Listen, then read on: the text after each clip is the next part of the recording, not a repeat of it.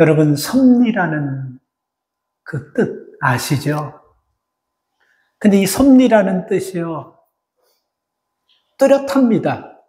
세상에서 얘기하는 섭리라는 의미와 하나님 나라에서 말씀하신 섭리라는 의미는요, 아주 뚜렷하게 틀려요. 세상에서 말하는 섭리라는 그 단어의 국어사전에 보면 그 뜻이 이것입니다. 대신하여 처리하고 다스림. 조금 성경적인 것 같지만 대신하고 처리하고 다스림. 그리고 또 하나는 자연계를 지배하는 원리와 법칙. 이게 세상의 국어사전에 나오는 섭리라는 뜻입니다. 그러면 성경에서 말하는 하나님 나라에서의 섭리는 무슨 뜻이냐면요, 하나님의 뜻 가운데서 인도하시는 하나님의 역사.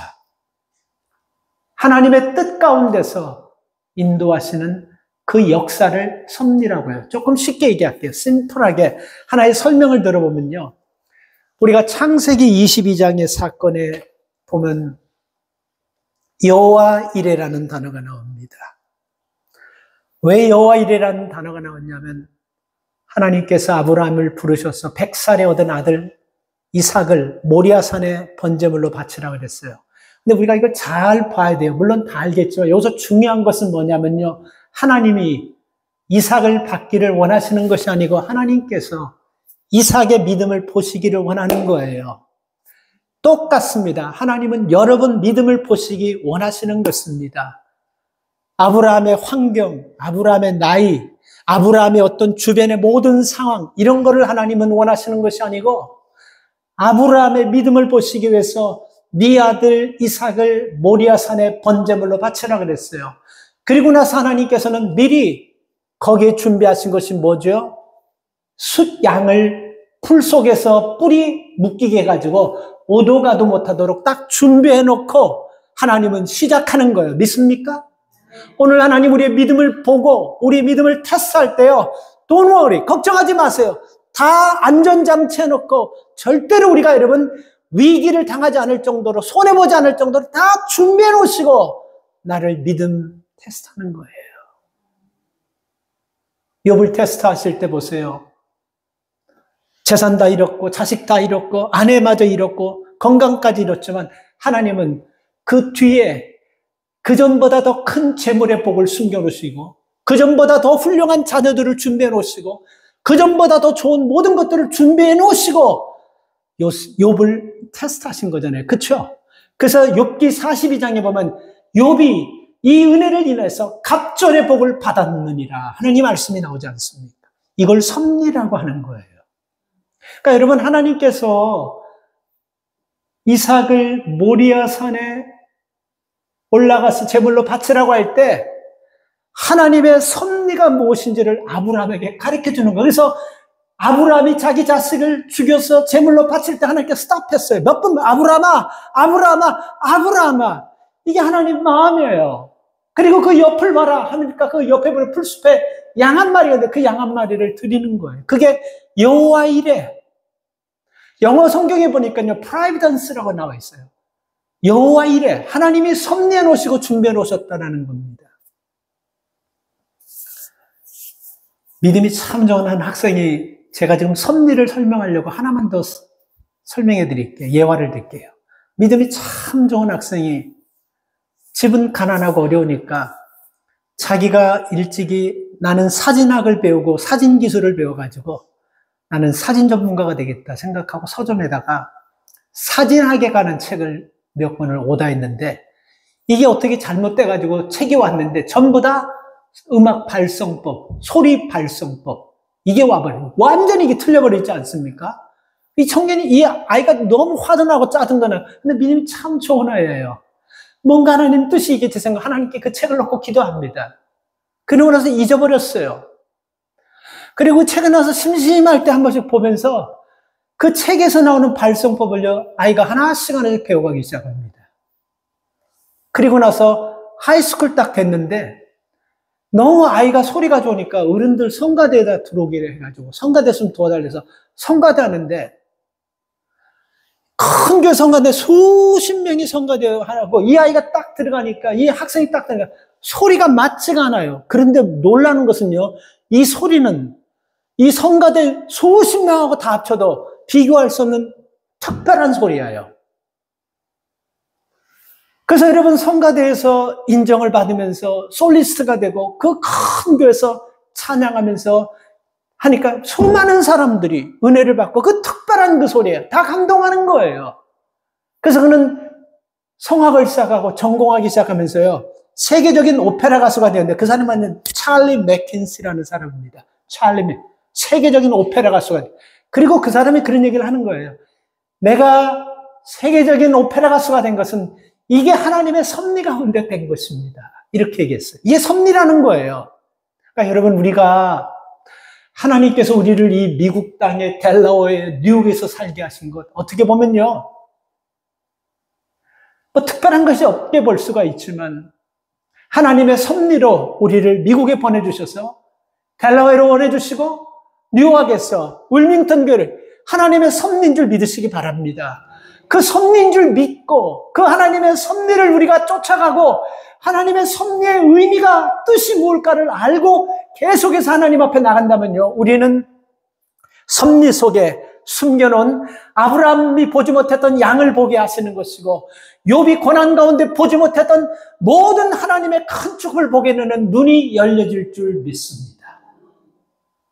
그래서 여러분, 우리는 섭리 가운데 살아가는 것입니다. 오늘 이 본문을 보면요, 본문 속에서 하나님의 섭리 가운데 하나님의 손이, 선한 손이 움직인다라는 그 말씀이에요. 그래서 에스라서 7장, 8장, 아니 5장에서 이렇게 나중에 집에서 쭉 읽어보면요, 참 반복되는 많은 단어가 나오는데 그 단어가 뭐냐면 하나님의 선한 손이, 하나님의 손이, 하나님의 손이 계속해서 반복해서 나옵니다. 하나님의 손이, 하나님의 손이. 9절 말씀을 보면 에스라가 정월 초하루에 바벨론에서 떠난다라는 말씀이 있어요. 자, 이게 무슨 뜻이냐면 이스라엘 백성들이 바벨론에 지금 포로로 돼 있어요. 그런데 여러분, 바벨론에서 이스라엘 백성이 떠나는 거예요. 어디로? 자기 나라로 떠나가는 거예요. 그래서 에스라서 2장에 보면요, 고레스라는 왕이 바벨론의 포로로 있는 이스라엘 백성을요 3번에 나눠가지고 자기 나라로 다 돌려보냅니다. 근데 첫째가 누구냐면 수룹바벨이라는 사람을 통해 가지고 4만 명을 데리고 나라로 가게 해요. 이스라엘로 돌아가게 해요. 근데 그 수룹바벨을 통해서 4만 명이 이스라엘로 돌아가서 성전과 성벽을 지으려고 하는데 주변에 많은 사람들이 방해해서 결국은 16년 동안 못 짓고 그렇게 있는 상태였었습니다. 그때 2차로 누구를 보냈냐면 오늘 이 본문에 나오는 에스라를 보냅니다. 그래서 에스라를 보면서 여러분 2,700명 장정만, 어른들만 2,700명. 그러니까 우리가 여러분 한 장정만이라면 뜻은 제가 설명해서 여러분 잘 알 거예요. 여기는 아이도 빠져있고 여성도 빠져있고 소년 다 빠져있고 할아버지 할머니 다 빠져있고 아내도 빠져있어요. 그래서 언뜻 잡으면요, 학자들이 얘기할 때 8,000명에서 10,000명 가까운 수가 되지 않을까 이렇게 생각합니다.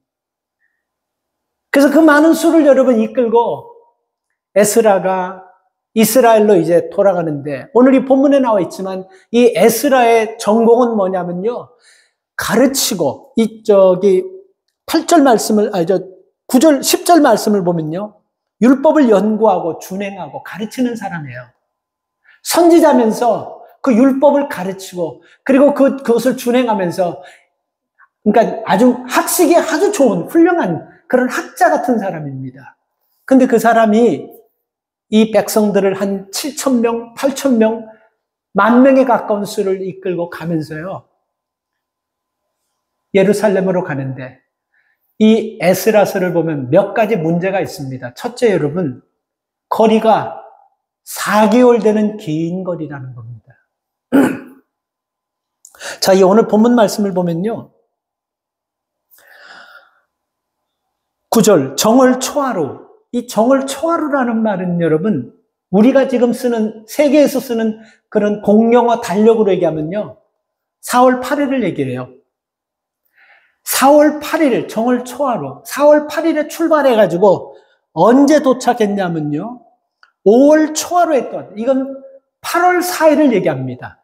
지금 우리 그러니까 4월 8일 날 출발해가지고 8월 4일 날 넉 달 걸려서 예루살렘에 도착한 거예요. 그리고 또 여러분 우리가 에스라서를 보면 전체적으로 뭘 알 수 있냐면요. 이 백성들이 이끌고 가면서 여러 가지 많은 어려운 상황들이 있습니다. 그 상황들이 뭐냐면 이 바벨론에서 예루살렘으로 가는 길은 똑바로 가면 800km예요. 똑바로 가면 800km인데, 근데 똑바로 갈 수 없는 게 뭐냐면, 만약에 여러분 어떤 난민들이 한 200명, 한 2000명, 난민들이 한 5, 6천 명이 여러분, 파키스탄에서 출발해가지고 미국까지 걸어서 오는데, 그냥 인도를 거치고, 예를 들면요, 인도를 거치고, 지금 그 나라 어딘지 잘 모르겠어요. 인도를 거치고, 스페인을 거치고, 영국을 거쳐서, 이 한 8,000명, 9,000명이 쭉 간다고 한다면, 그 나라에서 너희들 이 길로 가서 숏컷으로 해서 빨리 가라. 길 열어주는 나라가 있겠습니까? 없겠습니까? 없는 거예요. 애굽이라는 나라가 있고요. 아람이라는 나라가 있어요. 그 당시에 가장 강대국과 같은 큰 대국이 있습니다. 그 나라들이 맡고 있는 거예요. 그러니까 똑바로 가면 800km인데 여러분. 그 나라를 통과하지 못하게 막는 거예요. 그리고 또 무서운 광야길이, 깊은 광야길. 그러니까 이런 거 저런 거 다 떼고 하니까요.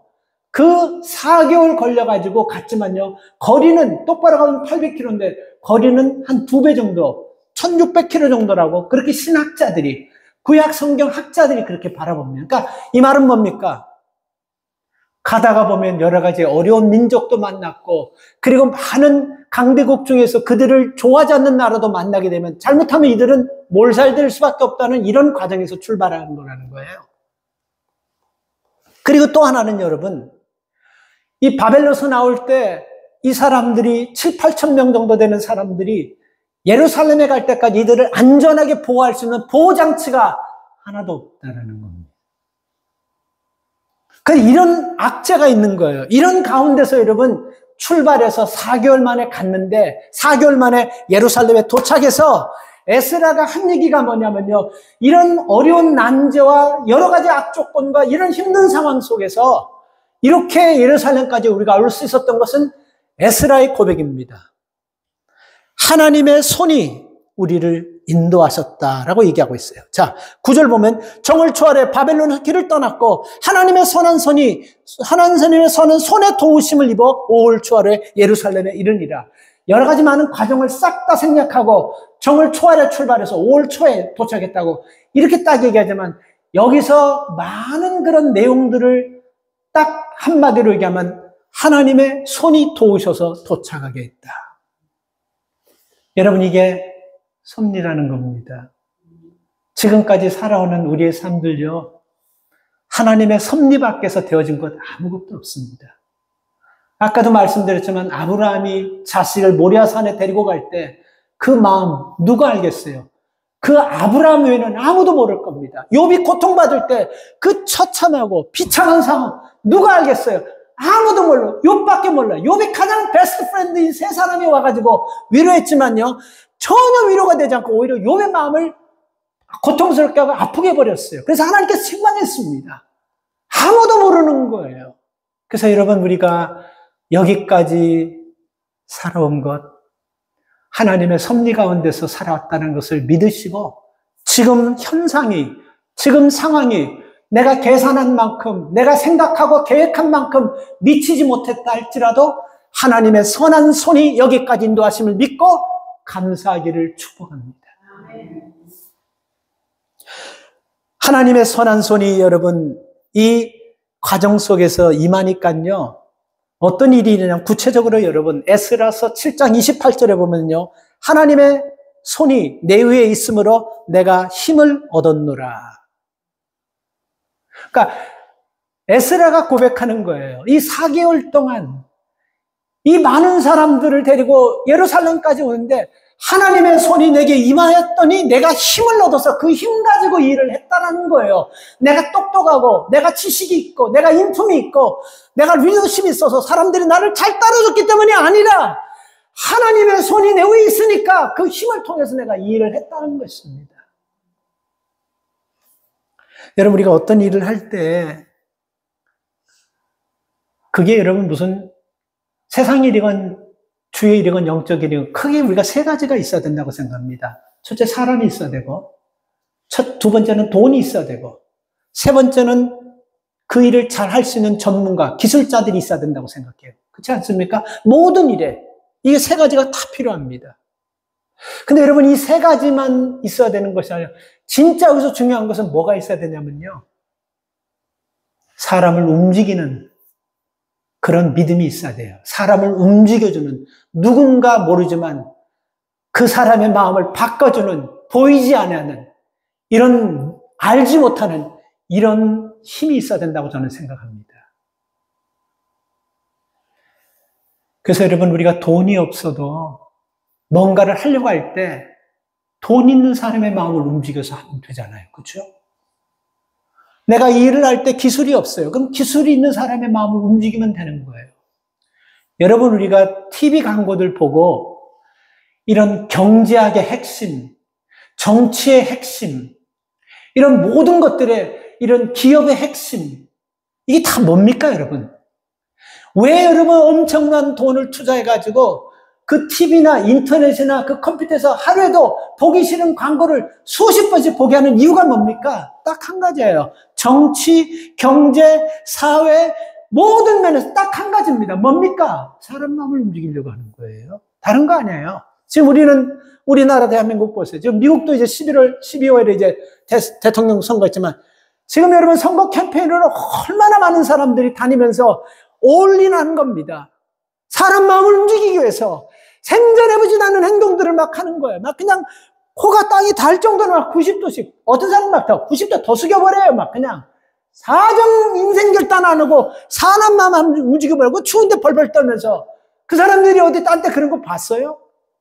그 사거리 오거리에서 바람 쌩쌩 부는데서 잠바 입고 그냥 여기에 편말 큰 거 입고 막 그냥 목이 아플 정도로 그냥 지가 날 정도로 그냥 이렇게 하면 지가 다 난다고 합니다. 뭐 때문에 그러는 거예요? 사람 마음을 움직이려고 그러는 겁니다. 자, 여러분, 그런데 우리가 여러분 이 사람 마음을 움직이는 거, 이게 사람의 힘 가지고 안 돼요. 사람의 생각하고 사람의 계획대로 안 되는 것입니다. 우리는 에스라를 보면서 알 수 있어요. 자, 에스라도 이 계획을 하고 이 백성들을 예루살렘으로 인도해야 될 때 많은 일들이 있습니다. 자기가 마음이 뜨겁고 불붙는다고 해서 사람들이 자기를 따라주지 않으면 자기가 그렇게 기도하고 오랫동안 계획하고 준비한 것이 말짱 도루묵이에요. 그죠? 누가 따라줘야 되는 거예요, 사람이. 저 에스라를 믿고 우리가 따라갔을 때 위험한 상황 속에서도 우리가 안전하게 우리 조국까지 갈 수 있다. 이런 개런티가 뭔가 있어야지 따라가는 거예요. 온 가족이 지금 다 가는 거예요. 에스라에게 목숨 맡기는 거예요. 그렇지 않습니까? 근데 이런 사람 마음이 움직이지 않으면 할 수 있겠습니까?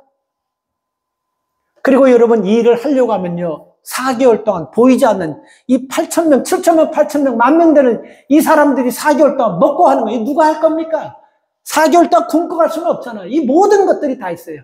이들을 인도할 수 있는 기술력, 통치력, 행정력, 리더십, 이런 것들이 다 있어야 되는 거예요. 근데 이게 어디서 나오는 것입니까? 에스라가 엎드렸더니 하나님의 손이 에스라와 함께 하심으로 하나님의 능력이 임하니라. 여기서 나오는 것입니다. 자, 이제 사람들도 움직이고 에스라를 믿고 다 따르는데 가장 중요한 것은 이 왕의 마음을 움직여야 되는데, 이 왕의 마음이 이스라엘 백성들을 보내가지고 일을 하도록 해야 되는데 문제가 생겼어요. 에스라서 4장 12절과 13절에 보면요, 이 이스라엘 백성들이 돌아와서 예루살렘 성전을 짓고 무너진 성벽을 건축하는 것을 반대하는 사람들이 그 왕에게 상소문을 올렸습니다. 에스라서 4장 12절, 그게 뭐냐면요, 쉽게 얘기하면 이거예요.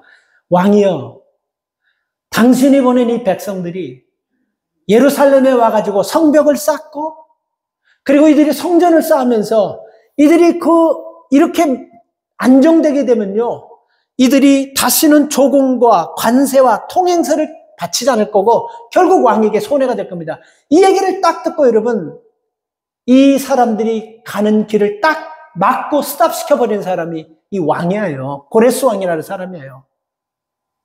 이 편지를 받고 스탑시켜버렸어요. 그래서 여러분, 사람들의 마음을 놓고 준비를 하고 아무리 많이 해놨지만 결국은 왕의 마음이 딱 닫혀버리니까 상소문 하나 가지고 이게 스탑돼버린 거예요. 그런데 여러분 이거 아세요? 이런 가운데서 여러분, 우리가 에스라서 5장 13절부터 보면요, 그 완악한 왕의 마음을 하나님의 손으로 여십니다. 그래서 다시 그들로 하여금 이스라엘로 돌아갈 수 있도록 기회를 주는 거예요. 그러니까 여러분 이런 것을 보면서요, 어떻게 그 왕의 마음이 열렸다가 닫혔다가 이게 다 누가 하냐면 하나님께서 하시는 거예요. 그리고 여러분, 왕이 이 모든 일을 다 했다 해서 끝나는 것이 아닙니다. 28절 보면요, 7장 28절에 보면 또 나로 왕과 그 모사들의 앞과 왕의 권세 있는 모든 방백들 앞에서 은혜를 얻게 하셨으니 나의 하나님 여호와의 손이 나 외에 있으므로. 이게 무슨 뜻이냐면요, 왕이 허락했어요. 그래서 가려고 하는데 이 왕 밑에 있던 실질적으로 있던 사람들의 마음이 여러분 다 반대하는 거예요. 그런데 왕 주변에 있었던 권세자들, 모사들, 왕과 함께하는 모든 사람들의 마음을 한꺼번에 다, 한 사람도 예외 없이 다 열어줘 버렸어요. 다 에스라가 그 백성들을 데리고 가서 성벽, 무너진 성벽을 짓고 예루살렘 성을 쌓았는데 다 찬성하고 다 좋아해 버렸어요. 이게 누가 한 겁니까? 하나님의 손이 했다라고 28절에 하나님의 손이 했다라고 얘기하고 있지 않습니까? 그래서 오늘 여러분, 우리가 살아가면서 여러 가지 많은 계획들, 우리가 많은 이런 일들 가운데서요, 우리는 본의 아니게 하나님의 섭리로 선한 손에 도움을 받는 사람들이라는 걸 꼭 기억하십시오. 나는 지금까지 하나님의 선한 손의 섭리 속에서 살아왔고 앞으로도 보이지 않지만 하나님의 선한 손의 섭리가 나를 안전하게 인도하실 것이라는 것을 믿으시기 바랍니다. 그렇다면 우리에게 이런 고민이 하나 생겨요.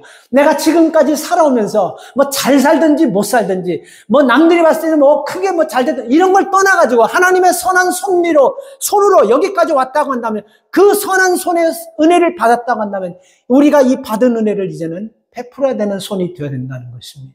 이게 우리의 이제 숙제예요. 잠언 3장 27절에 보면요, 현대인의 성경으로 이렇게 나와. 잠언 3장 27절. 도움이 필요한 사람이 있거든 그를 외면하지 말아라. 그에게는 내 손이 하나님의 손이니라. 무슨 뜻입니까? 우리가 선한 일을 할 때 그 손이 내 손이 아니라 하나님의 손을 가지고 네가 있다는 걸 명심하라는 거예요. 어떤 분이 여러분, 그 미국 목사님이 쓴 예화예요. 그 예화 중에 이런 예화가 있어요. 예수님께서 부활하셨다가 하늘나라로 승천하셨어요. 그랬더니 그 천사들이 예수님을 맞이하면서 예수님 육신의 몸을 입고 이 땅에 가셨다가 얼마나 수모와 고통을 받으시고 오셨습니까? 참 수고 많이 하셨습니다. 그 사역을 어떻게 다 이루고 오셨습니까? 할 때 예수님께서 그랬어요. 아니, 다 끝내지 못하고 왔어.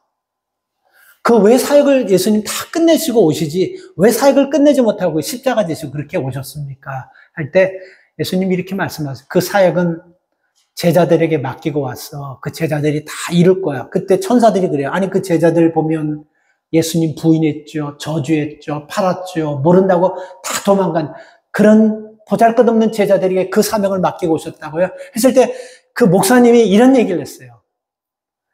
만약에 그들이 하지 못하면 나도 못하느냐.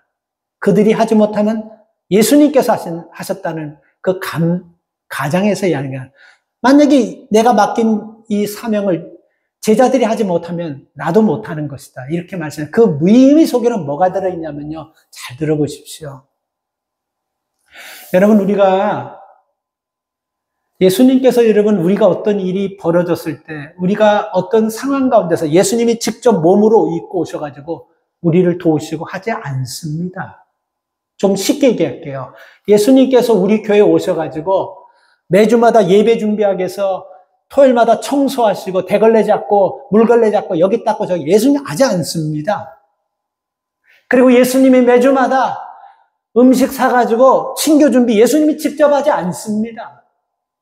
그리고 예수님께서 성가대 직접 하지 않습니다. 예수님께서 교회 파워포인트나 강대상 꽃이나 뭐 교회 섬기는 예수님 직접 하지 않습니다. 누구를 통해서 어떻게 하시냐면요. 예수님께서 우리에게 주신 손과 발을 통해서 그 일을 하게 하시는 거예요. 그래서 지금 여러분들이 하고 있는 거예요. 하나님의 선한 섭리의 손으로 하나님의 도우심의 손으로 여기까지 오게 하셨고 예수님께서 내게 손과 예수님의 마음과 예수님의 발을 줘가지고 내가 지금 하는 거예요. 당당하고 믿음 가지고 자신감 가지고 하세요. 내가 이거 예수님의 손과 예수님의 발로 하는 것이 아니라 이 믿음 가지고 하시기 바랍니다. 그러면 여러분 누가 보든 안 보든 그리고 여러분 일하다가 지치거나 피곤하거나 시험 이런 거 없어요. 예수님이 주시는 손 가지고 예수님의 발 가지고 우리가 그렇게 섬기고 하는 것입니다. 유럽에서요. 2차 대전쟁이 일어났을 때 큰 교회 앞에 정면에 예수님의 큰 동상이 있었습니다. 근데 이게 동상이 포탄을 맞아가지고 오른쪽 팔 그리고 다리가 떨어져 부서져 나가버렸어요. 흉물처럼 보이지 않습니까? 전쟁이 다 끝나고 교회 교인들이 모여가지고 이 동상을 어떻게 할 것이냐 이 동상을 아주 싹 다 부셔버리고 새로 질 것이냐 아니면 절반밖에 안 남은 이 동상에 오른쪽 팔과 왼쪽 팔만 우리가 수리해서 이렇게 다시 고쳐 여기 동상으로 세울 거냐 막 이런 의논이 막 되었습니다. 근데 의논 중에 여러분 어떤 사람은 싹 다 부숴버리고 새로 지읍시다. 그리고 어떤 사람은 아니 이게 어쩌면 전쟁의 흔적과 형상 속에서 어떤 뜻이 있기 때문에 그냥 부서진 것만 우리가 보수해서 합시다. 이렇게 했는데 한 사람이 손을 들고 그런 얘기를 했어요. 부서진 오른쪽 그냥 그대로 둡시다. 보수도 하지 말고 다 깨져나 그냥 요 모습 그대로 둡시다. 그리고 우리가 부서진 손이 되고 그리고 우리가 부서진 발이 됩시다. 감동적이지 않습니까? 예수 그리스도께서 머리가 되시고 우리는 예수 그리스도의 육체라고 성경은 가르쳐줬습니다. 이제 우리가 작은 예수가 되어가지고 우리가 가는 곳곳마다 이 동상에서 떨어진 팔, 동상에 떨어진 다리 지금 우리에게 이식됐다고 믿고 우리가 가정에 가서 일터에 가서 삶 현장에 가서 지금 내가 예수에 떨어진 그 팔 내게 붙어있고 예수에 떨어진 그 다리 내게 붙어있다고 생각하면서 우리가 작은 예수가 돼서 섬기며 삽시다. 참 감동적이지 않습니까? 그래서 여러분 우리의 삶 가운데서 오늘 우리에게 생명 주시고 오늘 우리와 함께 하시는 하나님의 선한 뜻을 여러분 우리가 깨닫게 되는 분명한 것이 바로 이겁니다. 주님께서 내게 손을 주시고 주님께서 주님의 발을 내게 주셨는데 이것을 통해서 하나님의 선한 뜻을 드러내는 그 일을 우리가 하면서 사는 것이 하나님께서 하나님의 손으로 여기까지 나를 지키시고 인도하신 하나님의 뜻이라는 걸 꼭 기억하시기 바랍니다. 성도는 여러분 믿음으로 살려고 하면요 영적 힘이 있어야 됩니다. 이 영적 힘이 어디서 옵니까? 하나님께로부터 오는 거예요. 우리가 세상에 어떤 일을 하더라도 힘이 있어야 되지 않습니까? 그래서 세상 사람들은 여러분 지식이 힘이라고 거기에 올인하는 사람이 있어요. 그냥 무조건 배우려고 하면. 그리고 어떤 사람은 돈이 힘이라고 생각하고 무조건 돈만 여러분 죽을 때까지 여러분 돈만 찾고 돈만 벌려고 하는 사람이 있고 어떤 사람은 명예가 힘으로 알고 죽을 때까지 그 명예에 목숨 거는 사람이 있어요. 그래서 이게 여러분 영원한 힘이고 이게 변질되지 않는 힘이고 이런 지식이나 돈이나 명예가 절대로 나를 배반하지 않고 나를 저버리지 않을 것이라 그 믿음 가지고 거기에 올인하며 사는 것입니다. 근데 여러분 우리가 세상을 보면서 알지 않습니까? 돈, 명예, 지식, 건강 그게 오래 갑니까? 그게 우리 배반하지 않습니까? 그게 우리가 결정적일 때 끝까지 우리를 지켜주고 그게 결정적일 때 우리를 배반하지 않습니까? 여러분 이거 못 보셨어요? 오늘까지 부자로 살던 사람이 어느 날 갑자기 빚더미에 앉아버리는 거 그럼 우리 살아가면서 그런 거 못 봤습니까? 하늘에 나는 새도 여러분 떨어뜨리는 권세 권력 가진 사람들 어느 날 갑자기 교도소에 쑥 들어가는 거 그럼 우리 눈으로 보지 않았습니까? 이런 힘은 오래가지 않는 거예요. 그리고 이런 물리적인 힘은요 절대로 결정적일 때 우리 인생의 어떤 문제 앞에서 특별히 우리 죽음 문제 앞에서 아무짝에 하등에 하나도 힘이 되지 못하는 것입니다. 죽음 무섭고 다 두려운 거예요. 그렇다고 두려워하고 무서워하면 이 죽음이 멀어지고 이 죽음이 우리에게 안 오는 겁니까? 아니에요. 우리가 이런 죽음이 있고 이런 무서움이 있다 할지라도 우리가 죽으면 하나님 앞에 간다는 확신이 있지 않습니까? 이게 힘이에요. 이게 믿음의 능력인 것입니다. 어디서 오는 것입니까? 하나님의 손이 우리는 느끼지 못하고 우리는 체험하지 못하고 깨닫지 못하지만 하나님의 손이 우리를 여기까지 인도하셨기 때문에 우리가 그 느낌을 갖고 우리가 그 믿음을 가지고 사는 것입니다. 왜 우리가 실패하고 왜 우리가 소원을 이루지 못하고 왜 우리가 사명을 이루지 못합니까? 지식의 힘이 없어서요? 돈의 힘이 없어서요? 우리가 어떤 다른 이런 힘이 없어서가 아니에요. 믿음의 힘이 없기 때문에 그러는 것입니다. 그래서 이사야서 40장 31절에 보면요. 여호와를 낭망하는 자는 새 힘을 얻을 것이고 독수리가 날개치며 올라감 같은 새 능력을 얻을 것이에요. 이렇게 말씀하고 여호와를 앙망하는 자에게 새 힘을 주시고 새 능력을 주신다는 것입니다. 여러분 짧게 결론을 낼게요. 하나님의 손이 함께하면요. 살아가면서 생기는 그 어떤 변수도 하나님의 손이 함께하면 하나님께서 감당해 주심을 믿으십시오. 아까 여러분 에스라가 이 백성들을 끌고 나오는데 본질적으로 기본적으로 우리가 예측 가능한 어려움만 세 가지가 있죠. 4개월이라는 긴 시간. 그리고 그 가는데 아람과 이집트라는 강력한 민족이 그들을 정면으로 못 가게 할 것이고 그리고 여러분 가다가 보면요. 우리가 예측하지 않는 이런 많은 문제들 이런 것들이 여러분 생길 겁니다. 그리고 여러분 이들을 예루살렘까지 그 4개월 동안 장장 가는데 누구도 어느 사람 하나도 칼 하나 가지고 이들을 지키며 앞서가는 사람 하나도 없어요. 이런 문제는 여러분 반드시 우리가 겪을 수밖에 없는 우리가 계산하면 나오는 문제예요. 근데 여러분 사람이 살아가면서 여러분들이 살아가면서 예측하고 계산한 대로만 그 문제만 생기면 우리가 큰 문제 없어요. 그렇죠? 변수라는 것이 생겨버리는 변수가 전혀 계산에 넣지 않았던 문제가 펑 터지는 거예요. 전혀 예측하지 못한 문제가 팍 터지는 거예요. 그래서 거기에 여러분 우리가 계산하고 우리가 한 것에는 큰 어려움이 없는데 전혀 여러분 계산하지 않은 변수에서 딱 걸려버리면요. 그냥 한순간 팍 주저앉아 버리는 거예요. 그런데 하나님의 손이 함께 하시면 이런 변수도 하나님께서 극복하게 해주신다는 것입니다. 객관적으로 보면 정말 불가능해 보이는 일들도요. 하나님의 선한 손이 도움받으면요. 하나님께서 그 문제를 해결해 주시는 것입니다. 여러분 꼭 기억하고 사십시오. 인간의 운명은요. 의식하든지 의식을 못하든지 간에 하나님의 손에서 절대로 벗어날 수가 없다는 것을요. 그래서 요한복음 10장 28절 29절에 보면 어느 누구도 우리를 예수의 손에서 빼앗을 자가 없다라고 말씀하죠. 누구도 절대로 주님께서 안 놓는다는 것입니다. 이 손이 여러분을 붙잡고 있고 지금까지 여러분을 지키셨고 여러분이 알거나 모르거나 인도하셔서 여기까지 오게 하셨다는 걸 꼭 기억하십시오. 아기가 태어나가지고 아무리 건강하게 태어나고 아무리 명문가문에서 태어나도 그 부모가 애를 하루만 방치하면 그 아이 못 살아요. 그렇죠? 못 살아요. 그 부모가 먹이고 젖주고 입히고 해야지만 여러분 사는 거예요. 오직하면 성경에 보면 우리는 토기장이 같다라고 얘기해요. 토기장은 굉장히 설명했지만 쉽게 금가고 쉽게 깨지고 연약한 자들입니다. 그러나 하나님께서 하나님의 손으로 그 쉽게 깨지는 질그릇 같은 별벌이로는 가장 싼 재료로 만든 그 토기 그릇도 하나님의 손 안에 있을 때는 누구도 그 토기 그릇을 금가게 하고 깨고 빼앗을 자가 없다는 것입니다. 오늘도 하나님의 손이 여러분들을 지키신 줄 믿으십시오. 그리고 여러분들의 자녀들도 여러분의 기도를 하나님이 들으시고 하나님의 권능의 손이 여러분 자녀들을 치고 있습니다. 누구도 빼앗을 자가 없어요. 우리가 볼 때는 토기장이보다도 더 연약한 것으로 만들었다 할지라도 그게 하나님의 손에 딱 들고 있으면요. 세상 천지로 다 덤벼들어도 그 토기장이는 세상에서 가장 세이프티하고 가장 안전한 곳에서 하나님의 은혜 가운데서 쓰임받을 줄 믿습니다. 말씀을 마칩니다, 여러분.